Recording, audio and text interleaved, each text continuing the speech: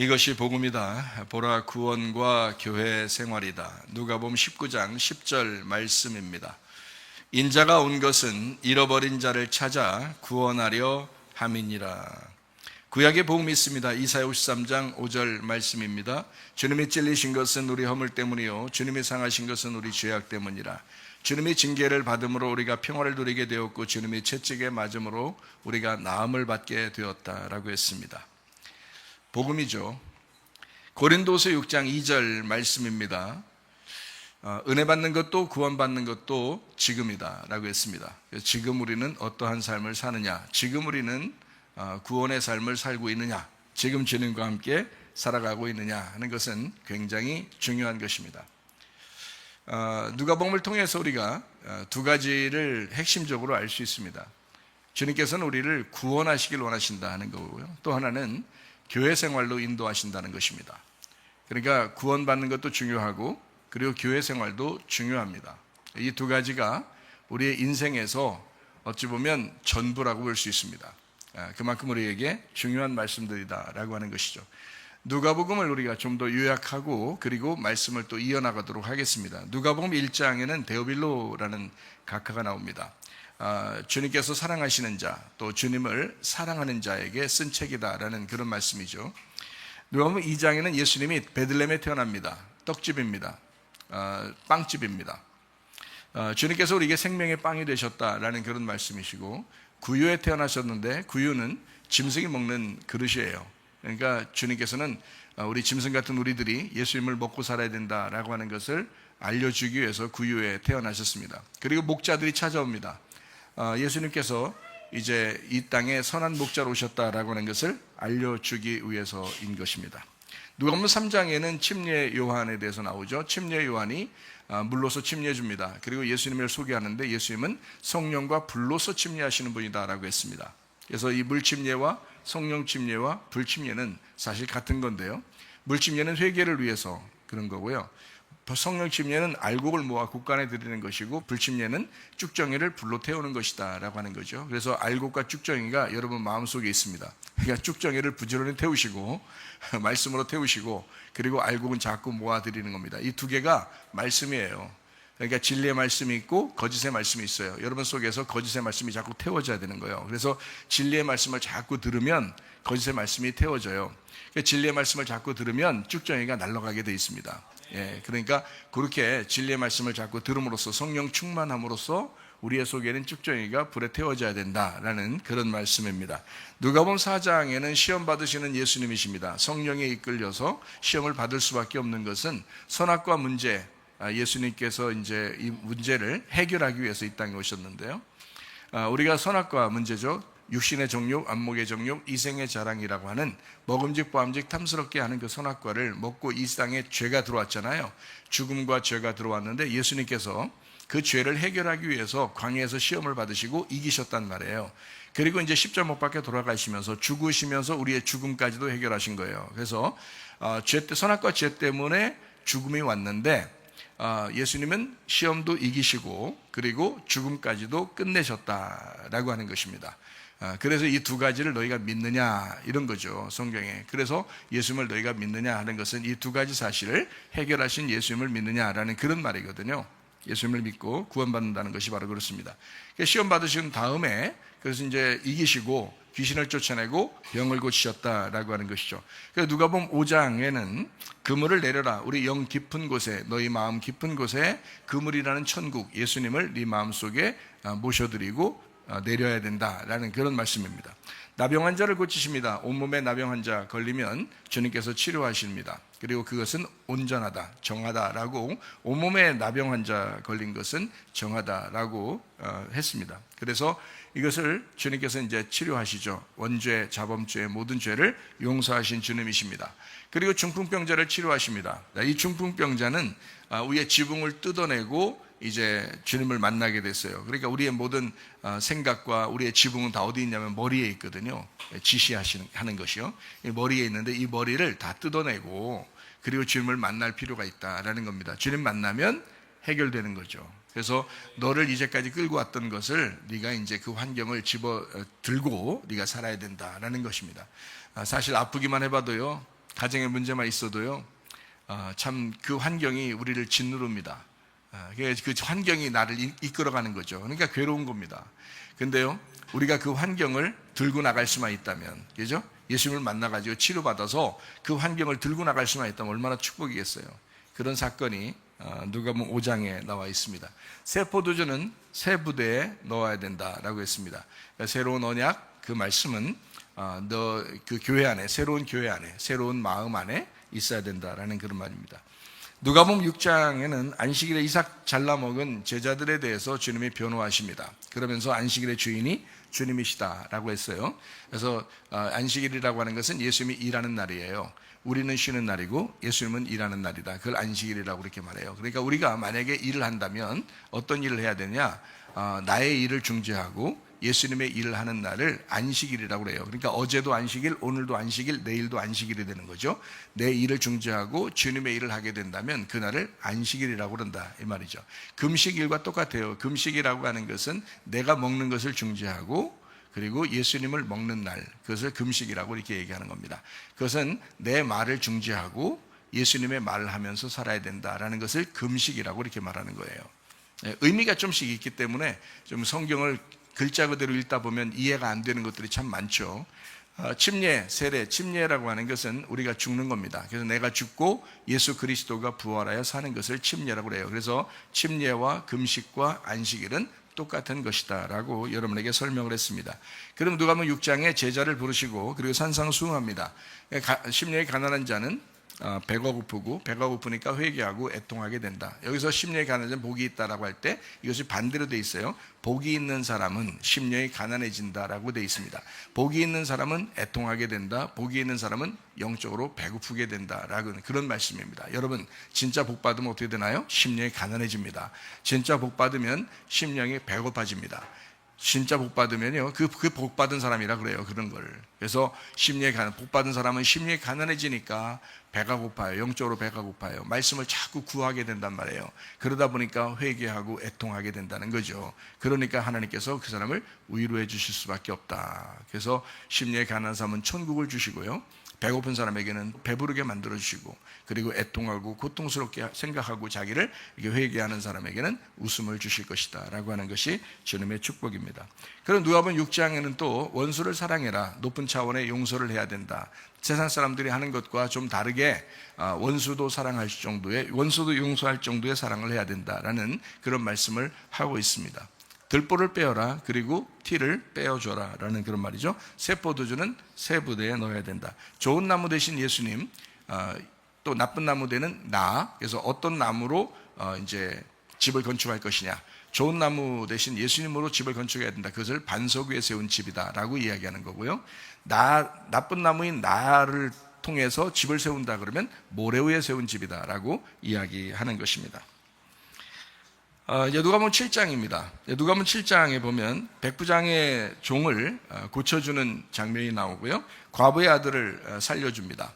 그리고 침례 요한의 제자들에게 예수님께서 이제 말씀을 하시고, 그리고 한 여자가 예수님께 향유를 붓는다는 것이 이제 7장의 내용인데요. 7장을 우리가 이제 좀 자세하게 설명을 하는 이유는 이방인, 우리들이 특별히 이방인의 그 구원, 특별히 7장은 뭘 설명하려고 하는 거냐면 예수 그리스도의 그 복음 전파, 예수님이 이방인들에게까지도 복음을 전파하시려고 하는, 죽은 자에게도 복음을 전파하시려고 하는 그런 마음을 가지신 분이다 라고 하는 것을 설명하기 위해서 7장이 있기 때문에요, 여러분과 저에게 굉장히 다가오는 말씀이에요. 그러다 보니까 이 7장을 좀 더 자세하게 우리가 설명을 하고 있는 중입니다. 7장에 백부장의 종이 나오죠. 병 치유받습니다. 병든 이스라엘이 회복된다는 것을 의미하는 것이고, 병든 교회가 회복된다는 것을 의미합니다. 죽음에서 부활한다는 것을 의미하는 그런 내용들입니다. 지금은 이방인의 때이고 교회의 때이고 성령의 때라고 여러분에게 설명을 했어요. 그러다 보니까 세상 돌아가는 것을 뭘 통해서 알아볼 수 있느냐면 이스라엘을 통해서 알아볼 수 있다. 그리고 대한민국을 통해서 알아볼 수 있다. 그리고 교회 돌아가는 것을 보면 알아갈 수 있다라고 이야기를 했습니다. 이스라엘과 대한민국은 하나님의 시간표입니다. 그리고 교회가 또 하나님의 시간표입니다. 그러니까 교회를 잘 보면 알겠죠. 옛날의 교회와 처음 신앙생활할 때 그 교회와 지금의 교회는 상당히 달라 있어요. 지금은 아주 미지근한 성도들이 너무 많습니다. 그걸 성도라고 해야 될지 그냥 교인이라고 해야 될지 모르지만 미지근합니다. 다시 말하면 세상도 한 발 담궈놓고 교회도 한 발 담궈놓는 거예요. 그러니까 혹시 천국 갈지도 모르니까 뭐 이런 거죠. 근데 세상에 살고 있는 것처럼 그렇게 살아가고 있어요. 그러면서도 자기는 교회 다닌다는 거예요. 천국 갈 수 있을지 모른다는 거예요. 자, 이렇게 생각하고 사는 사람들이 너무 많아요. 그걸 이제 성경 요한계시록에서는 7교회 중에 라오디게아 교회가 그렇다 이렇게 말하거든요. 뜨겁지도 않고 차갑지도 않다는 거예요. 미지근하다는 거예요. 미지근하니까 하나님이 토한다는 거죠. 토해버린다 이렇게 말합니다. 그러니까 이런 미지근한 성도들이 상당히 많은, 미지근한 교인들이 상당히 많은 시대에 우리는 지금 살아가고 있다. 그러다 보니까 이게 세상 사람인지 이게 교회 사람인지 헷갈린 거예요. 여러분 완전히 교회 사람은 완전히 교회 사람처럼 살아보세요. 그럼 세상 사람들이 볼 때 굉장히 거룩하게 볼 것입니다. 그러나 세상 사람들이 교회 다니는 사람들을 볼 때요 거룩하게 보지 않습니다. 왜 그럴까요? 비슷하다고 보기 때문입니다. 비슷하다고 보기 때문에. 이게 바로 말세의 현상이에요. 하나님의 계획은 복의 통로가 이스라엘로 되어 있습니다. 그래서 이스라엘이 전쟁하는 것을 가만히 보거라라는 것이고요. 이스라엘이 원래 복이 될지라 이스라엘을 복이라고 한 거예요. 근데 원래는 이스라엘 나라가 복 있는 나라기도 하지만 이스라엘 나라가 성경적으로 보면 교회를 의미하는 거거든요. 어떻게 보면 영적으로 보면 그러니까 보이지 않는 거는 교회고요. 보이는 쪽으로는 이스라엘입니다. 그러니까 이스라엘을 축복하라 그러면 너희가 복이 될 거다. 너희를 하나님이 복을 내려줄 거다라고 하는 것은 너희 이스라엘의 평안을 구해라 라고 하는 것은 너희가 평강이 있을 거고 너희에게 복이 있을 것이다 라고 하는 것은 그 이스라엘을 통해서 너희가 깨달으라. 그러면 이게 이제 교회를 가만히 생각해 보세요. 교회를 축복해라. 교회의 평안을 너희가 구해라. 그러면 너희 마음이 평안해질 거고 너희가 복을 받게 될 것이다. 똑같은 얘기거든요. 교회는 내적인 얘기고요. 이스라엘은 외적인 얘기입니다. 그래서 수박의 겉과 속 이런 것처럼 내면에 있는 것과 외면에 있는 것을 이야기하는 거예요. 그래서 외면에 있는 이스라엘과 대한민국을 가만히 봐라. 그러면 이 세상 돌아가는 거 말세인가 아닌가를 금방 알 수 있고 이게 종말이 오고 있는지 안 오는지를 금방 알 수 있다. 마지막 시간표가 거의 다 됐는지 안 됐는지를 알 수 있다라고 하는 것을 성경을 통해서 알 수 있는 겁니다. 그 다음에 이것을 이제 내적으로 볼 때는 교회가 어떠하냐 지금 교회 상태가 어떠하냐 사람들의 마음이 어떠하냐라는 것을 보게 되면 그걸 통해서 이 마지막 때가 지금 오고 있구나라는 것을 알게 된다는 겁니다. 그래서 이건 시간표를 잘 알면 좋겠다라는 그런 얘기고요. 하나님의 시간표 안에서 난리와 난리 소문이 있고 전쟁과 전쟁의 소문이 있습니다. 인내로 너희 영혼을 얻게 될 것이다 라고 되어 있고 예루살렘이 군대로 포위가 될 것이다 라는 얘기도 있습니다. 성경은 이렇게 모든 것을 다 예언해 놓고 있습니다. 그래서 이 시대의 모든 지난 과거나 또 지금이나 또 앞으로의 모든 시대를 다 예언해 놓고 있습니다. 성경은요. 그래서 성경을 자세히 보면서 너희가 하나님의 시계를 잘 보아라. 하나님의 시간표를 보아라. 라는 거죠. 마지막 시대가 되었다라는 것입니다. 온 지구상에 임할 일이다 라고 이제 누가복음 21장에 이야기하고요. 이스라엘을 사람들이 미워하게 될 것이다. 하나님의 백성이라고 하는 이스라엘을 미워하게 될 것이다. 그걸 통해서 보면 교회를 미워한다는 것을 너희가 알게 될 것이다. 그래서 교회를 미워하게 될 것이다. 그래서 세상 사람들이 교회를 미워하게 되면 하나님을 미워하는 것이고 이스라엘을 미워하게 되면 하나님을 미워하는 것이다. 그래서 이런 시대가 마지막 때에 오게 될 것이다. 자, 그럼에도 불구하고 하나님은 모든 눈물을 닦아주실 그 하나님의 의로가 있을 것이다. 지금은 눈물의 시대예요. 애통하는 시대고요. 지금이 마지막 때이기 때문에 여러분 이런저런 고통과 슬픔 속에서 우리가 살아가고 있습니다. 그런데 하나님은 우리의 눈물을 씻어주실 날이 올게 될 것이다. 이것이 마지막 때다. 마지막은 우리에겐 희망이고요. 세상에게는 심판입니다. 마지막 때. 그래서 우리는 재림신앙을 가져야 되고 말세신앙을 가져야 되겠다. 종말 신앙을 가져야 되겠다. 오늘이 나의 마지막일 수도 있다라는 생각을 가지고 살아간다면 정말 사랑하고 싶겠죠. 누굴 미워하겠습니까? 오늘 나의 종말이 왔다라고 생각한다면 무슨 욕심이 나겠어요. 다른 사람을 구제하고 도와주고 싶겠죠. 오늘 나의 종말이 온다라고 생각한다면 무슨 원수가 있겠습니까? 용서하고 싶고 사랑하고 싶고 그러죠. 여러분 생각해 보세요. 그것이 종말신앙이에요. 제가 보는 종말신앙. 그러니까 우리의 종말 신앙은 꼭 필요하다. 주님의 재림 신앙이 꼭 필요하다. 우리의 말세 신앙이 필요하다. 용서하자. 그리고 사랑하자. 더 주님의 뜻대로 한번 살아보자라는 그런 말이거든요. 그렇게 사는 것이 항상 깨어있고 기도하는 그런 삶입니다. 그게요. 자, 하나님이 싫어하는 죄가 있습니다. 잠언서 6장에 보면 하나님이 싫어하는 죄가 나오고요. 마가복음 7장에는 마음속에서 일어나는 죄악들이 있다라고 되어 있습니다. 로마서 1장에는 마지막 때에 일어나는 그런 죄악들, 특별히 동성애 같은 거 이런 것들이 일어나게 될 것이다 라는 것도 로마서 1장에 나와 있습니다. 고린도전서 6장에 하나님의 나라 상속을 받지 못하는 사람들에 대해서 나옵니다. 갈라디아서 5장에는 육체의 일에 대해서 나오고 육체적으로 사는 사람들은 하나님의 나라를 유업으로 받을 수가 없다라고 되어 있습니다. 골로새서 3장에는 탐욕이 곧 우상숭배다. 탐욕이 곧 우상숭배의 이 우상숭배가 선악과입니다. 그러므로 탐욕이 왜 생겼냐? 육신의 정욕, 안목의 정욕, 이생의 자랑입니다. 먹음직, 보암직, 탐스럽게 되는 거죠. 그것이 탐욕입니다. 그러니까 선악과 자체가 탐욕이라는 얘기입니다. 디모데후서 3장에 보면 말세에 일어나는 일들이 있다. 자세하게 나와 있습니다. 말세에는 이런 일들이 있다. 부모를 거역하기도 하고요. 자기 마음대로 살고요. 돈을 사랑하면서 살게 되어 있다. 이게 마지막 때 말세에 일어나는 현상들이다. 정확한 현상들이 디모데후서 3장에 나와 있습니다. 요한계시록 21장에는 둘째 사망에 거하는 자들에 대해서 나와 있고요. 요한계시록 22장에는 성 밖에 있을 자들, 성 밖에 있는 자들에 대한 이야기도 있습니다. 그러니까 성경적으로는요, 전체적으로 보면 육체를 따라가느냐 아니면 영을 따라가느냐 하는 그 문제예요. 그러니까 우리가 어떤 사람은 그래요. 육체적으로 좀 이렇게 산다고 해서 우리가 뭐가 잘못입니까? 라고 생각할지도 몰라요. 그래서 또 하나는 설교하는 목회자들이 이제 딜레마에 빠지죠. 어떤 딜레마에 빠지냐면 이거 하나님 말씀을 가르치는데 마지막 결론 부분에서는 뭐라고 얘기해야 설교를 잘한 것이 될까라고 목사님들한테 물어보면 설교를 가르치는 사람이나 설교를 이렇게 해야 된다라고 가르치는 사람이나 설교를 배우는 학생들이나 마찬가지죠. 어떤 결론에 이르게 되면 적용을 어떻게 하느냐. 그러니까 어떻게 살 거냐 하는, 오늘 무엇을 살 거냐. 그래서 그 하나를 던져주라는 거예요. 그러면 설교를 잘하는 것이다 라고 그렇게 배우게 됩니다. 그러니까 이제 그 진짜 그렇구나, 적용을 해야지. 그래서 어떤 때 설교에는 너희가 전도해라 라는 것을 강조하기도 하고요. 어떤 때 설교에는 너희가 기도해야 된다라는 것을 강조하기도 하고요. 어떨 때 설교에는 여러분 사랑해야 됩니다, 여러분 미워하지 말아야 됩니다 라는 것을 강조해서 설교의 본문에 따라서 마지막에 이제 적용을 하는 거죠. 적용할 때 더 정확하게 적용한다면 전도라고 그런다면 오늘 전도지를 몇 장을 나눠주면서 가세요. 이제 설교 끝나고 예배 끝나고 난 다음에 전도지를 몇 장씩 나눠주면서 가세요 하면 참 설교한 것에 대해서 적용해서 그 사람들이 한 교회 반 이상이 전도지를 들고 나가서 전도 이렇게 집집마다 전도하고 사람들마다 전해주고 갔다고 하면 야, 설교 진짜 훌륭한 설교라고 그렇게 할 것입니다. 적용을 잘했거든요. 적용을.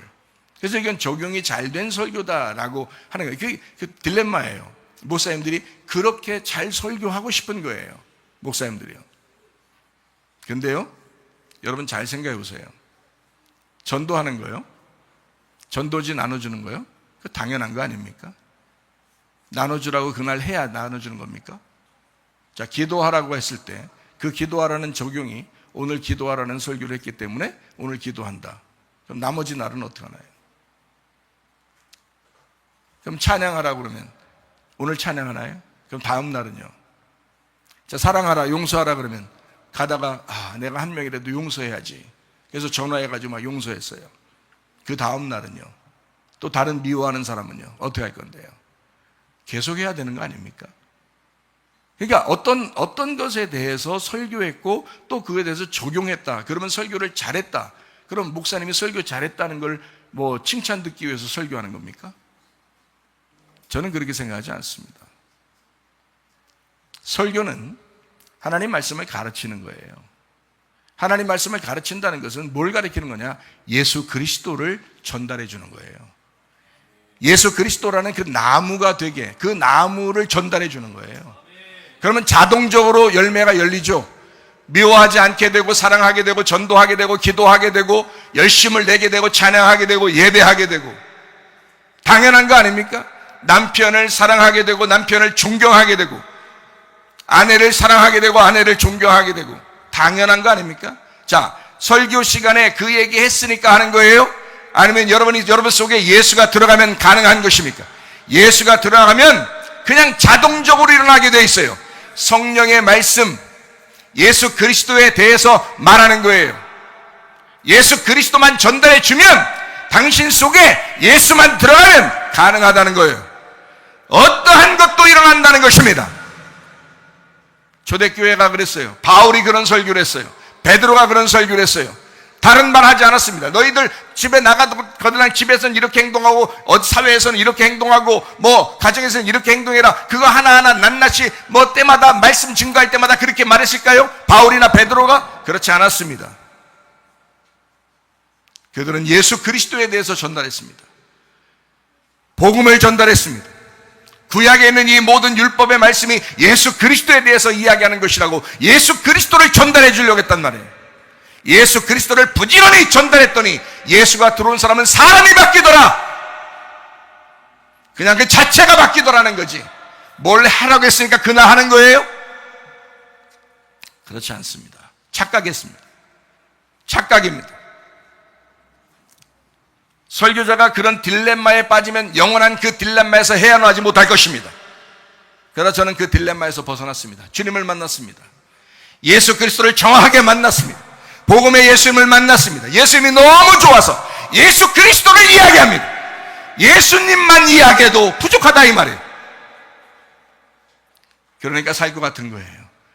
예수를 전달하는 사람도 예수를 받는 사람도 살 것 같다 이 말이에요. 뭘 하라고 해서 하는 게 아니라, 하지 말라고 해서 안 하는 게 아니라, 자동적으로 하지 말라는 건 안 하게 돼 있고, 자동적으로 하라는 건 하게 돼 있고, 하나님 말씀대로 살고 싶어지게 되더라 이 말이에요. 이게 정상적인 거 아닙니까, 여러분? 목사가 여러분 따라다니면서 또 설교 때마다 여러분 이렇게 하세요, 저렇게 하세요 얘기하던 거예요. 그렇게 얘기해야 합니까? 그게 설교인가요? 아니에요. 예수 전달하는 겁니다. 여러분은 예수 받기 위해서 온 거예요. 예수 먹기 위해서 온 거예요. 생명의 떡 대신 예수님, 생명의 빵 대신 예수님을 먹기 위해서 온 거예요. 예수를 전달받으면 사람이 바뀌게 되는 거예요. 가정에서 해야 할 일과 사회에서 해야 할 일과 누구를 만날 때 해야 할 일과 자동적으로 속에서 성령님께서 역사하신다고요. 성령님께서 인도하신다고요.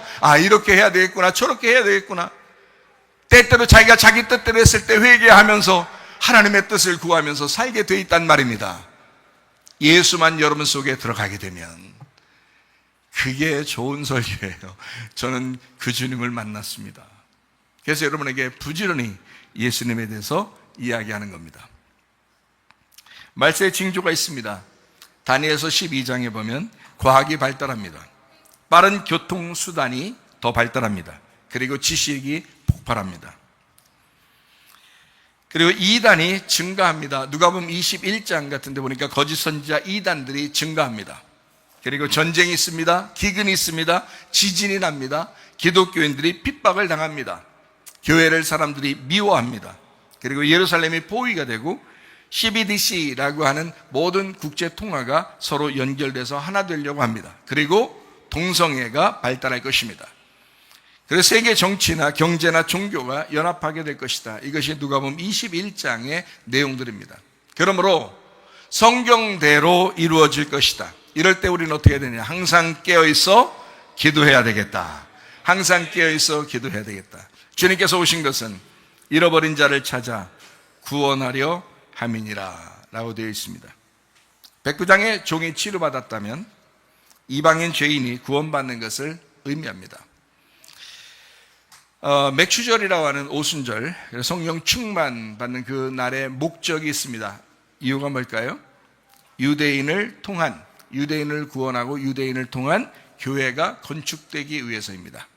유대인을 통해서 이방인의 교회가 건축돼 2000년 동안 교회 시대를 열기 때문에 그것을 위해서 오순절이라는 맥추절, 성령 충만이 있는 것이었습니다. 이방의 전도의 문을 누가 여냐? 베드로가 열었다라고 했습니다. 생각해 보세요. 바울의 사역이 이방인을 위해서 준비돼서 바울의 사역이 시작돼야 되는데 베드로를 하나님께서 준비시켜서 베드로를 통해서 이방인 전도를 시작하게 됐다.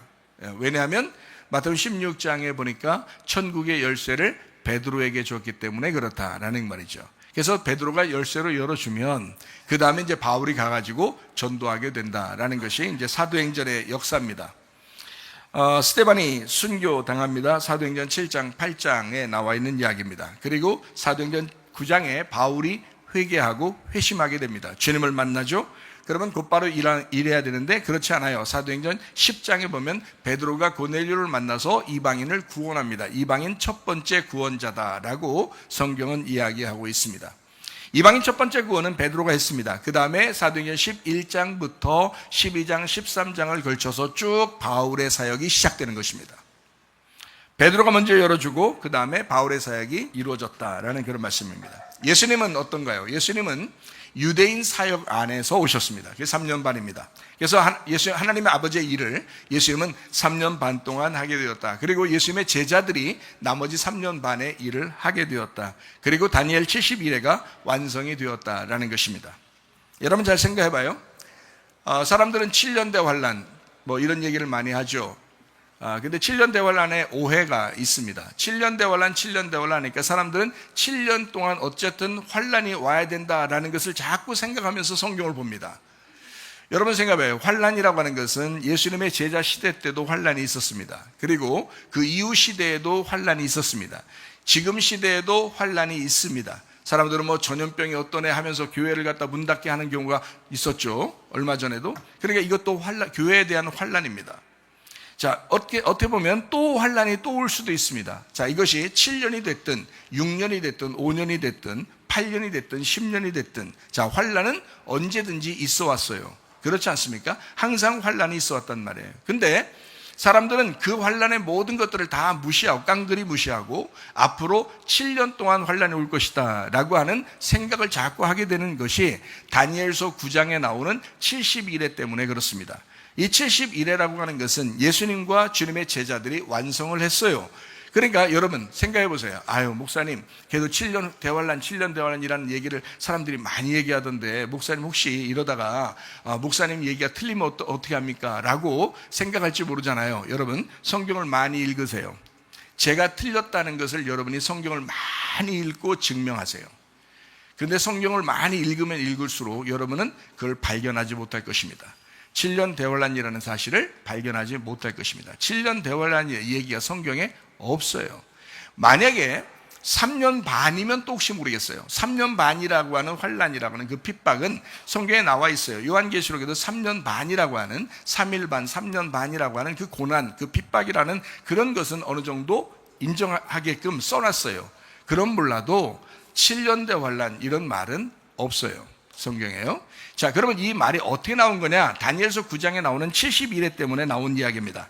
다니엘 71회라고 하는 것은 어떻게 되어 있냐면은 1급 1회와 62일회와 한 일회에 대한 세 파트로 나누어서 설명하는 것이 나와요. 이 앞에 있는 내용들은 그냥 앞에 그냥 1급 1회와 62일회가 있다. 그것이 지나면 이렇게 하면서 딱 이렇게 지나버려요. 그리고 마지막 한 일회 동안에를 굳세게 하나님이 약속을 하겠다라고 한 일회 7년, 7일이라는 7년을 이렇게 약속을 굳세게 하겠다라고 하나님이 이제 말씀하시는 것이 다니엘서 9장에 나와 있습니다. 그러면 이 세 파트로 왜 나눴느냐? 뜰, 성소, 지성소입니다. 애굽, 광야, 가나안 이렇게 됩니다. 그러면요, 자 애굽 광야까지는 이렇게 지나고요. 가나안 땅에 들어가면 두 파트로 나눠져요. 하나는 여리고, 하나는 본토 이렇게 나누어져요. 여리고 성을 무너뜨려야 본토에 들어갈 수가 있습니다. 이해가 되죠? 예수님의 십자가의 승리를 통해서 본토에 들어가 살 수가 있다 이런 말이에요. 자, 또 하나요. 예수님께서 이제 이 마지막 7년이라고 하는 사실을 이루기 위해서 하나는 지성소요, 하나는 언약궤입니다. 지성소만 들어갔다고 해결되는 게 아니라 언약궤라는 법궤를 만나야 돼요. 그래야 모든 문제가 해결됩니다. 자, 이렇게 돼 있어요. 그러니까 마지막 그 7년이라는 것은 이렇게 나누어져 있어요. 3년 반, 3년 반으로 나누어져 있어요. 예수님이 3년 반 일을 하시는 거고요. 제자들이 나머지 3년 반 일을 하시는 거예요. 여기에요. 그래서 그 일들 통해서 유대인들의 구원이 끝나는 겁니다. 완성이 됐다 이 말이에요. 그래서 다니엘서는 어떻게 얘기하냐면 다니엘이 기도합니다. 뭘 위해서 기도하면 자기와 자기 백성과 예루살렘을 위하여 기도하는 거예요. 다니엘서 9장에. 그래서 사람들은 어때요? 그걸 다 잊어버려요. 다 상관없이 하고서 지금 우리 시대의 7년대 환란 막 이렇게 생각한단 말이에요. 그거 아니라고요. 잘 생각해봐요. 자, 다니엘과 그 당시의 백성들과 그리고 예루살렘을 위하여 70일을 정해놓겠다라는 그런 말이거든요. 그 70일을 정했다. 그러니까 요 안에서 예루살렘의 구원까지 다 이루어져야 되거든요. 그러니까 예수님이 와가지고 유대인들을 구원하는 겁니다. 3년 반 동안 유대인들만을 구원하게 됩니다. 기름 부어진 예수 그리스도가 그 중간에 죽게 돼 있어요. 그래서 3년 반 일하고 죽게 돼 있단 말이에요. 그것까지도 다니엘서 9장에 예언되어 있어요. 딱 정확하게 이루어져 있어요. 그래서 예수님은 그 사실을 알기 때문에 3년 반 일하고 난 다음에 예수님은 죽으셨다고요. 자기가 죽을 걸 알았어요. 근데 제자들도 몰랐어요. 예수님이 그때 딱 죽어야 하는지 그걸 몰랐어요. 그래서 예수님 왜 죽습니까? 예수님 왜 죽으려고 그래요? 막 이렇게 얘기하잖아요. 예수님은 아니다, 내 때가 다 되었다. 왜 다 되었을까요? 3년 반 일을 했단 말이에요. 3년 반이 다 되고 이제 마지막 6월절 날이 왔어요. 그래서 그날 죽어야 되니까 예수님께서 내가 이제 다시 예루살렘으로 가서 죽어야 된다라고 이야기한 거거든요. 예수님은 알았고 제자들은 몰랐습니다. 다른 사람들도 몰랐어요. 이분이 메시아로서 기름 부음 받은 자, 침례 받을 때 기름 부어졌죠. 성령이 기름을 부었잖아요. 그죠? 하나님이 직접 기름 부으신 그 예수님인 줄을 다른 사람들은 몰랐어요. 예수님을 십자가 못 박아 죽이면서도 몰랐어요. 그 사람들은 이게 다니엘서 9장에 예언되어 있었던 그 메시아인 줄을 몰랐단 말이에요. 이해가 되시겠어요? 그렇게 모르고 죽인 거예요, 예수님을. 나중에 제자들이 이제 막 증거할 때 사도행전 2장에 베드로가 나와서 설교하고 제자들이 막 얘기했을 때 어떻게 해요? 사람들이 막 통곡을 합니다. 우리가 메시아를 죽였구나. 우리가 기름 부음 받은 자를 죽였구나. 우리가 잘못 죽였구나. 그래서 애통하는 자들 3,000명이 구원을 받는 것이 사도행전 2장입니다. 이해가 돼요? 여러분. 자, 그러니까 3년 반 동안 7년 7일이라는 요 7년이라는 7일 요것의 중간 예수님이 반을 일하시고 제자들이 요 반을 일해요. 그래서 제자들이 일하면서 계속해서 사도행전 2장의 성령 충만 받고 계속 유대인들만 전도하러 다녔어요. 그게 3년 반 동안이에요. 그러다가 자 사도행전 2장부터 생각해봐요. 사도행전 2장 성령 충만 받았죠. 그 다음에 고넬료가 구원받는 게 어디예요? 사도행전 10장이라고 그랬죠. 그러면 2장부터 10장까지 3장, 4장, 5장, 6장, 7장, 8장, 9장까지 생각해보세요. 그때까지 누구만 구원받았을까요? 유대인들만 구원받은 거예요. 이스라엘 사람들만 구원받은 거예요. 사도행전 10장에 돼서 고넬료라는 이방인이 첫 번째 구원받았으니까. 그러면 이 동안 사도행전 10장 전까지가 얼마의 기간 동안 지났을까요? 3년 반입니다. 그래서 그 마지막 3년 반을 유대인 구원을 끝내는 거예요. 끝났다는 사실을 어떻게 알아요? 스데반이 죽으면서 유대인의 구원이 끝났다라는 것을 스데반이 죽으면서 바울을 세우는 겁니다. 스데반을 죽이고 이방인의 시대가 오기 때문에 유대인의 구원이 끝났다. 요거를 알려주면서 바울을 세우는 거예요. 그리고서 바울로 이제 베드로가 전도하게 하고 그 다음에 그 문을 통해서 바울이 전도하기 시작해서 계속 바울이 이제 이방인을 전도하기 시작하는 거죠. 이렇게 하게 돼 있단 말이에요. 그런 역사가 이루어졌다. 이것이 3년 반, 3년 반. 이거 완성한 거예요. 예수님 시대에 주님의 제자 시대에 완성했어요. 70일에는. 그러니까 더 이상 7년 대환란은 없는 거죠. 여러분 착각하지 마세요. 성경을 더 많이 읽으세요. 많이 읽으시고 그 7년 대환란 막 짜집기 하려고 7년 대환란을 그렇게 잡아내려고 이렇게 하는 사람들도 꽤 많은데요. 그거 아닙니다. 예.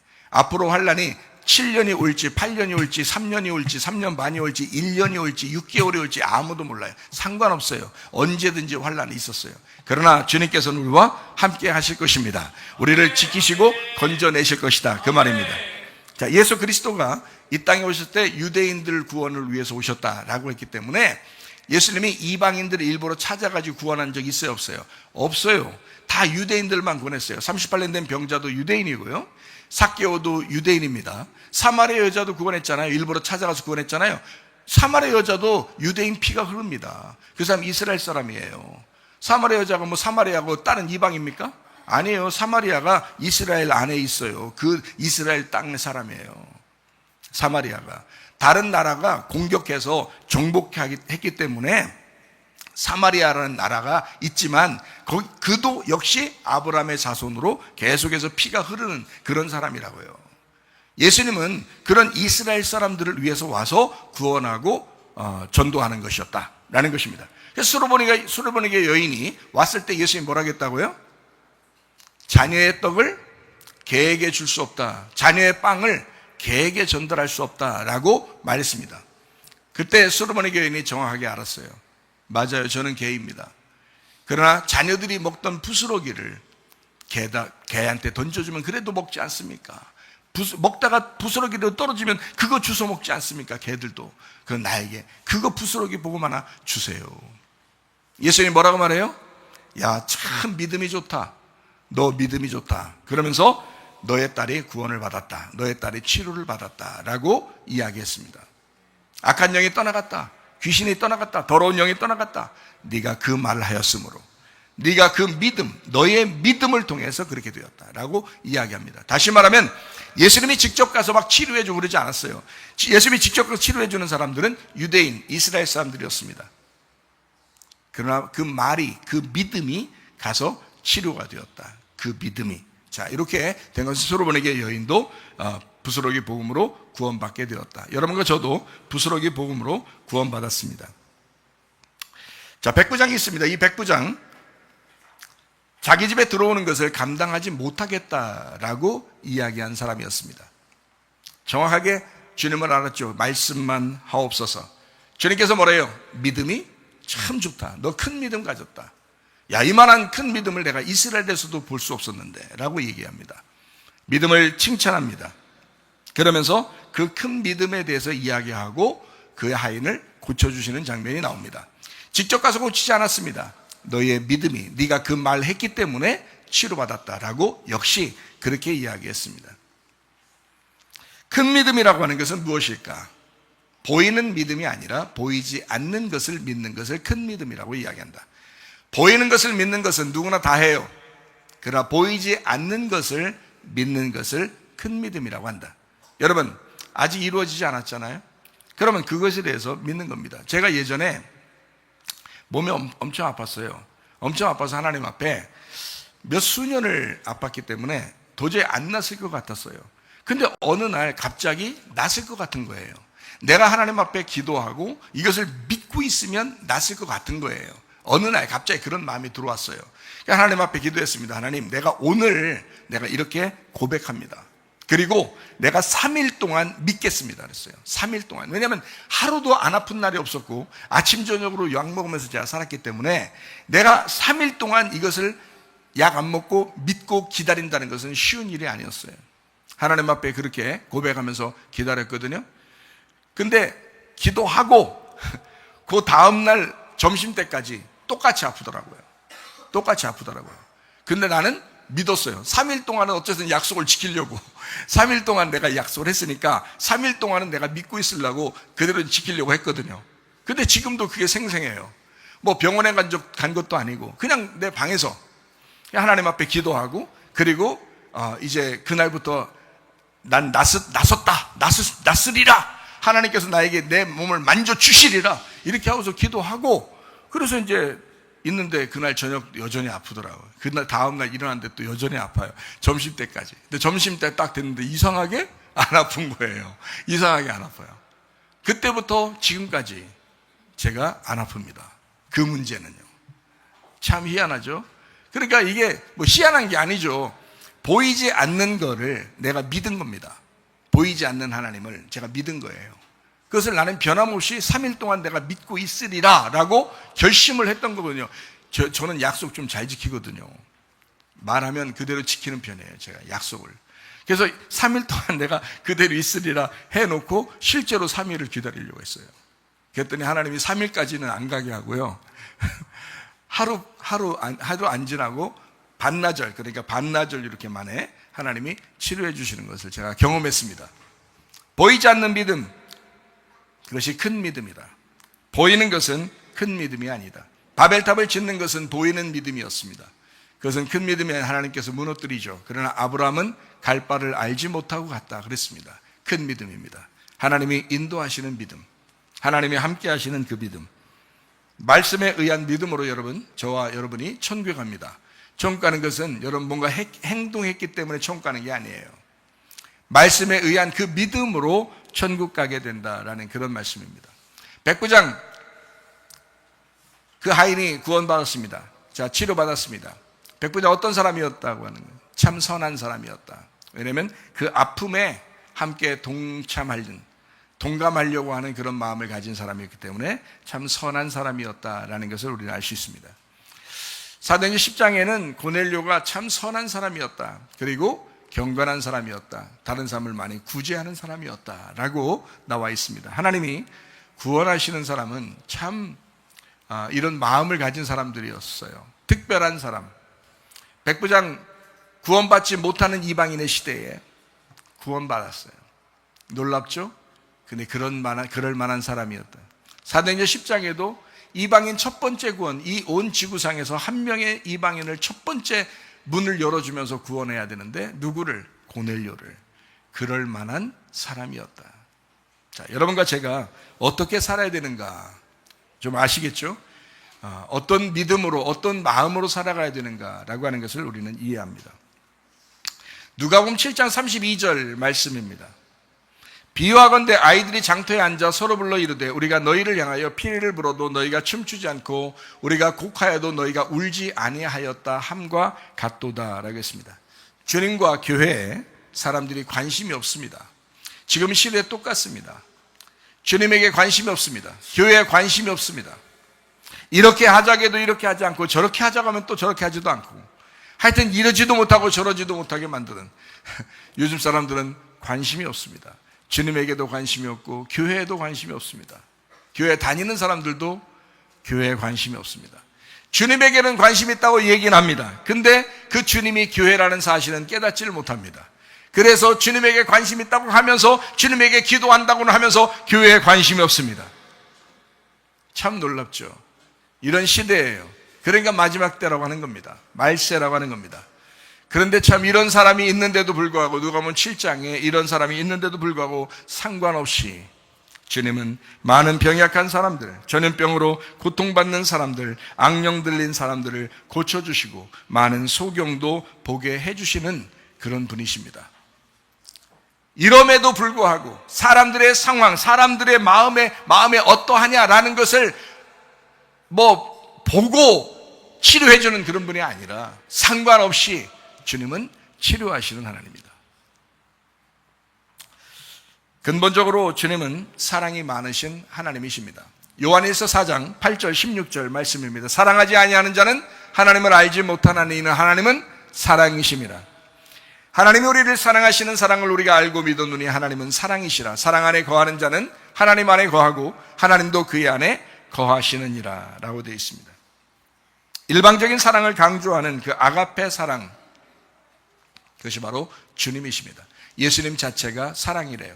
사랑이 예수님이래요. 고아와 과부와 나그네를 구원하시는 주님, 고아에게는 아버지가 되시고 과부에게는 남편이 되시고 나그네에게는 집이 되시는 주님, 그것이 바로 예수님이십니다. 누가복음 7장 12절 말씀입니다. 성문에 가까이 이르실 때에 사람들이 한 죽은 자를 메고 나오니 이는 한 어머니의 독자요 그의 어머니는 과부라. 그 성에 많은 사람도 그와 함께 나온다. 나인성 과부의 아들을 살려주셨습니다. 죽음에 처한 사람을 부활시키는 주님, 주님을 만난 사람 죽어도 살아나게 되고 살아서 믿는 자는 영원히 죽지 않는다라는 것이 성경 말씀, 요한복음 11장 25절 26절의 말씀입니다. 예수께서 이르시되 나는 부활이요 생명이니 나를 믿는 자는 죽어도 살겠고 무릇 살아서 나를 믿는 자는 영원히 죽지 아니하리니 이것을 네가 믿느냐라는 것입니다. 주님은 치료하시는 주님이십니다. 주님은 구원하시는 주님이십니다. 주님은 회복시키시는 주님이십니다. 주님을 만나게 되면 소경들이 보게 되고 절름발이들이 걷게 되고 문둥병자가 깨끗해지고 못 듣는 자들이 듣게 되고 죽은 자들이 일으켜지고 가난한 자에게 복음이 전파됩니다. 예수님은 어떠한 사람을 찾아서 와서 구원하길 원하시는가? 누가복음 19장 10절 말씀입니다. 주님은 잃어버린 자를 찾아 구원하려 함이니라.